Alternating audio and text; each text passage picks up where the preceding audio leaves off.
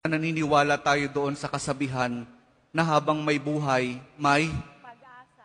habang may buhay, may Pag-asa. habang may buhay, may Pag-asa. pagsubok. Dahil tayo katiwala ng Diyos, binibigyan din niya tayo ng iba't ibang klase ng pagsubok.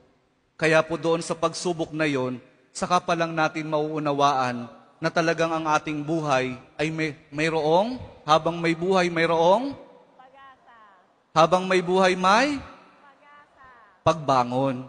Huwag niyong hayaan na kapag meron kayong pinagdaraan ng pagsubok, ay hindi kayo babangon. Kailangan meron tayong pagsumikap na pagtsatsagaan natin yung ating mga pagsubok na pinagdaraanan.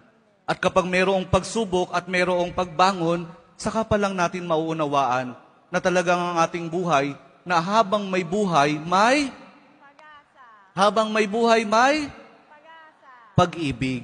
Ang pag-ibig na nagmumula kay Jesus lamang sa ating mahal na poong Jesus Nazareno.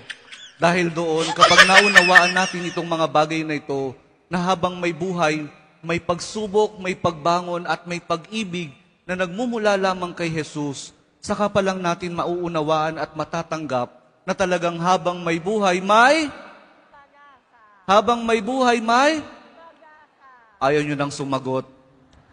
Pag-asa, sapagkat hindi po tayo ipapahiya ng pag-asa na nagmumula sa ating mahal na poong Jesus Nazareno. Amen?